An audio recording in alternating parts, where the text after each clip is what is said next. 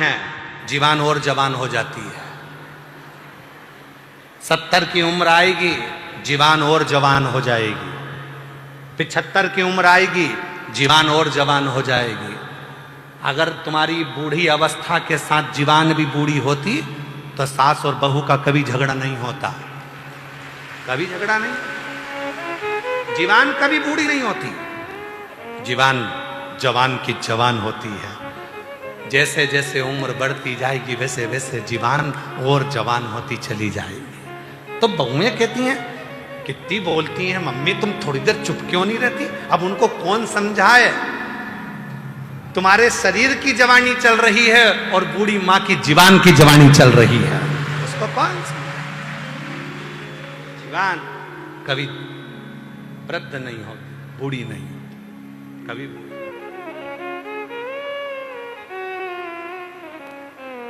ये बूढ़ी नहीं है। आप भले सोचो कि बुढ़ापा आ गया, ये हो गया, वो हो गया, पर जीवान कहाँ बूढ़ी होगी? जिभ्या कहाँ?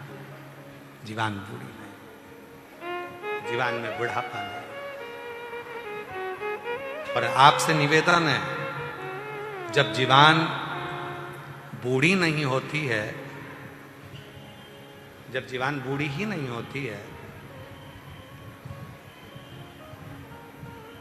अमित एक कुर्सी दे दो माँ को, दे दो।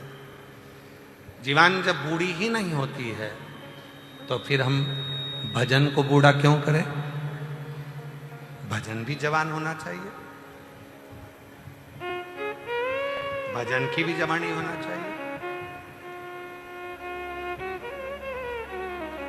और जो जैसी भावना लाया वो वैसा ही फल पाया, नहीं खाली उसे लौटाया, वो मन ही मन हर्षाया, और कर दिया माला काशी वाले ने, लुटा दिया भंडार काशी वाले, ओ लुटा दिया भंडार काशी वाले ने, कर दिया माला माल काशी वाले।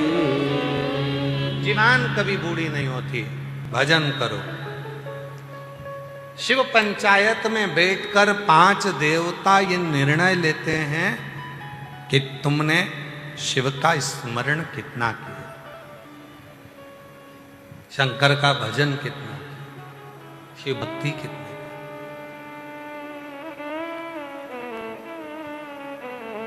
जल का पात्र लेकर जा रहे हो, घर का पूरा काम कर लो, सारा काम निपटा लो, फ्री हो जाओ, तब फिर जाओ।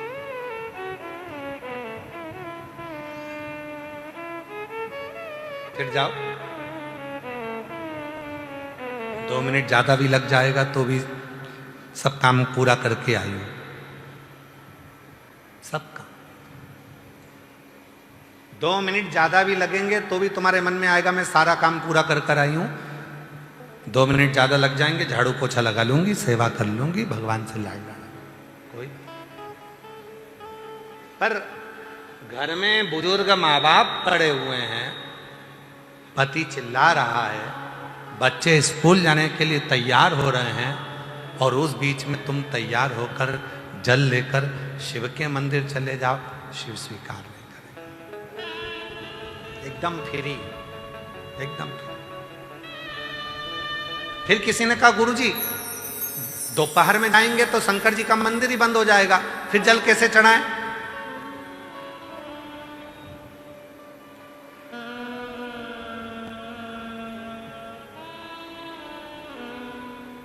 फिर याद करो विभीषण के ससुर की कथा।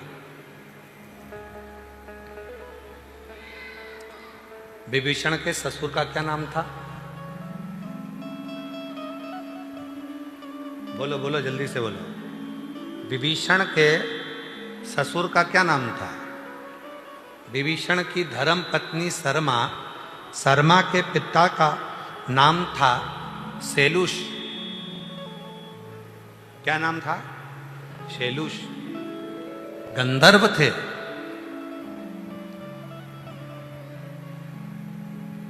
और शैलुष गंधर्व लोक में निवास करते थे। और गंधर्व लोक में निवास करने के बाद में वो सारा गंधर्व निवास करते थे और पूरा काम पूरा करते। और पूरा कर कर जब वो कैलाश पर भगवान शंकर की आराधना करने के लिए जाते तो शिवजी तो वहां से ओझल हो जाते, देखते ही नहीं। अब तुम अपने ऊपर लेके चलना इस कथा को। हम अगर दोपहर में जाएंगे तो मंदिर बंद हो जाएगा, समझ लो शिवजी ओझल होगा। क्या करें? विभीषण के ससुर शैलुष गंधर्व जब देखते थे कि शंकर जी नहीं है, जो जल लेकर जाते थे वो जल शंकर जी के कैलाश पर चढ़ाकर आ जाते, कहीं एक कोने में जल को समर्पित कर देते। जल को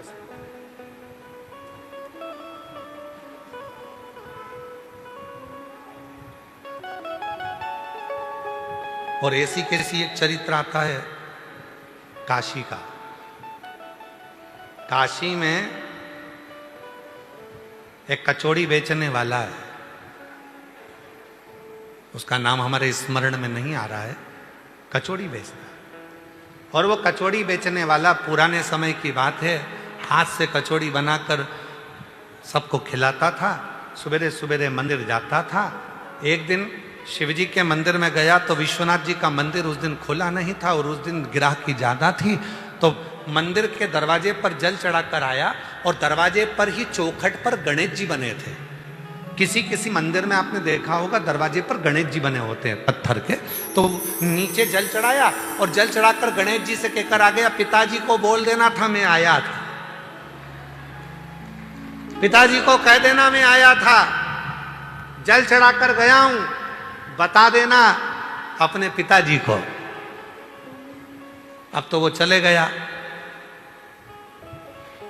गणेश जी महाराज मुस्कुराकर अपने पिताजी के पास गए और भोलेनाथ जी से कहा, वो कचौड़ी वाला आया था, कह रहा था कि मैं आया था, बोल देना पिताजी को।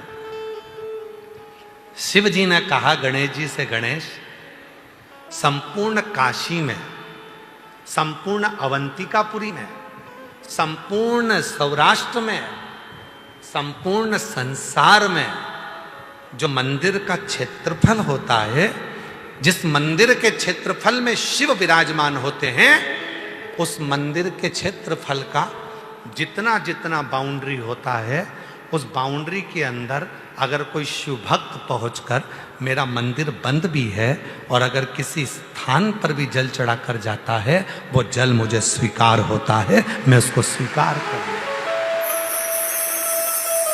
मंदिर बंद है, मंदिर के अंदर कोई पौधा तो होगा, मंदिर के अंदर कोई पेड़ तो लगा होगा, मंदिर के अंदर कोई बेलपत्री का वृक्ष तो होगा, मंदिर के अंदर कोई पीपल का वृक्ष तो होगा, मंदिर के अंदर कोई बड़ का वृक्ष तो होगा, मंदिर के अंदर कोई तुलसी का पौधा तो होगा। मंदिर बंद है और तुम जल चढ़ाने गए, चढ़ाने नहीं दिया, मंदिर बंद हो गया। उस पौधे में तुम देव अधिदेव महादेव के भाव से जल देना प्रारंभ करो, शिव उस जल को खुद आकर स्वीकार करना प्रारंभ कर दे। शिव की जैसी भक्ति, शिव की जैसी सरलता, शिव के जैसी निर्मलता कहीं नहीं मिलेगी। इतना सरल, इतना सरल, इतना सरल कि उसकी सरलता का क्या गुणगान करें। इतना सरल। एक गुरुजी ने एक भैंस चराने वाले को गुरु मंत्र दे दिया और भैंस चराने वाले को गुरु मंत्र दिया और गुरु मंत्र देकर कहा कि इस मंत्र को याद कर लेना, 1 महीने बाद आकर पूछूंगा, अगर मंत्र नहीं बताया तो काट के फेंक दूंगा तेरे को, सोच लेना।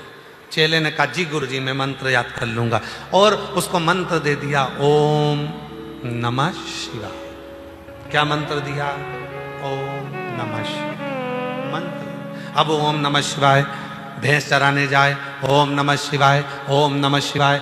गाय भैंस चराए और ओम नमः शिवाय बोलता जाए बोलता जाए। एक दिन पानी पीने के चक्कर में इसकी भैंस आगे निकल गई। भैंस आगे निकली तो ये दौड़ कर गया, और गया तो भैंस दिखी नहीं। इतने में दूसरा व्यक्ति आया और आकर बोला, वो उधर तेरी भैंस जा। वो दौड़ कर गया और दौड़कर जाकर भैंस को पकड़ा।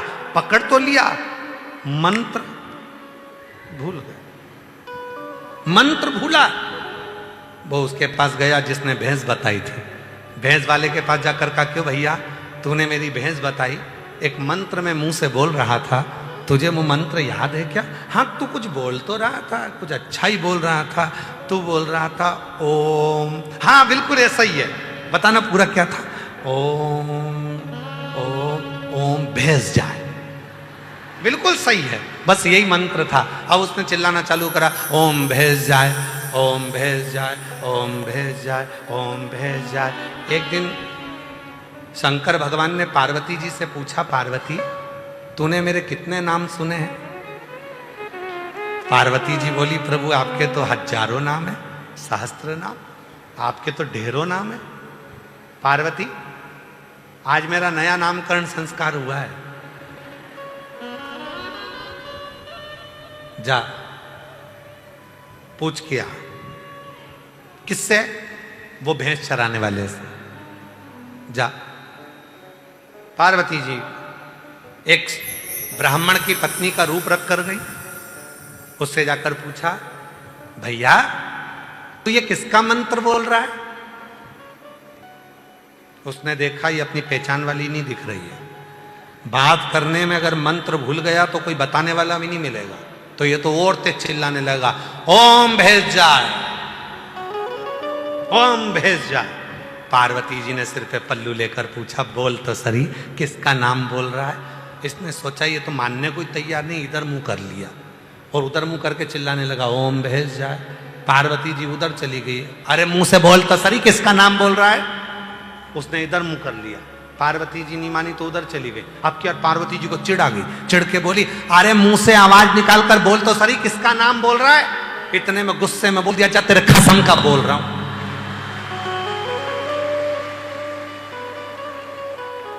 अब जो बोला तेरे कसम का बोल रहा हूं। पार्वती जी सीधे ऊपर आई महादेव के पास में। भोलेनाथ जी ने पूछा, पूछिए ही, हाउ किसका नाम ले रहा है? मेरे कसम का।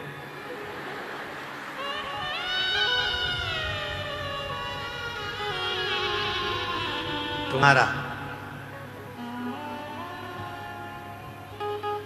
शिव जी बड़े खुश हुए, पार्वती को लेकर गए। भगवान शंकर ने कहा, मंत्र जपना बंद कर, ये उल्टा मंत्र है। मेरा मंत्र है ओम नमः शिवाय। भैंस वाले ने कहा, तुम्हें कैसे मालूम? तुम भी मेरे गुरु जी के चेले हो। शंकर जी बोले, हाँ मैं उन्हीं का चेला हूं, पर मंत्र सीधा कर दे। ठीक है, मंत्र तो मैं सीधा कर दूंगा, पर एक वचन दे दो। मेरे जैसे कोई भोले संसार में बहुत होंगे जो संस्कृत का एक श्लोक नहीं आता होगा, कोई मंत्र नहीं आता होगा, भूल से भी आपका आड़ा टेढ़ा मंत्र बोले, आपकी आड़ी टेढ़ी पूजन कर दे, कुछ भी कर दे, तो भी तुम नाराज मत होना, उसको दर्शन जरूर देना।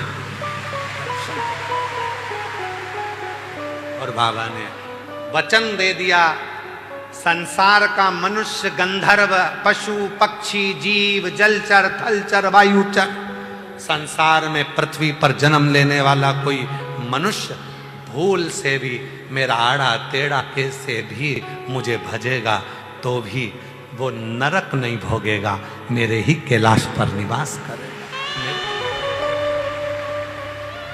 इसलिए मेरी जीजियों, मेरे जीजाओं, मेरी बेटियों, बेटाओं, मेरे बुजुर्ग माँ बाप, चिंता मत करना। कोई तुमसे कहे तुम तो ये मंत्र गलत बोलती हो, कोई तुमसे कहे तुमने चढ़ा हुआ पानी पी लिया, कोई ने तुमसे कह दिया ऐसा कर दिया, कोई ने कह दिया बेलपत्री खा गई, कोई ने कह दिया वैसा कर दिया, कोई ने कहा ये कर दिया, उससे कहना तुझे क्या करना, मेरा पिताजी मुझे जानता है अच्छी तरह से कि मैं कैसी हूं, उसको मालूम।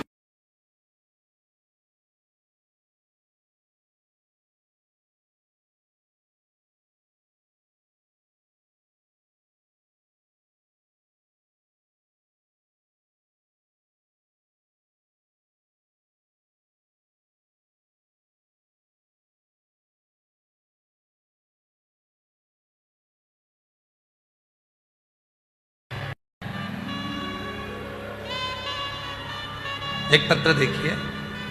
मैं ममता अनीश राठौर दिल्ली के रामा बिहार से आई हूँ।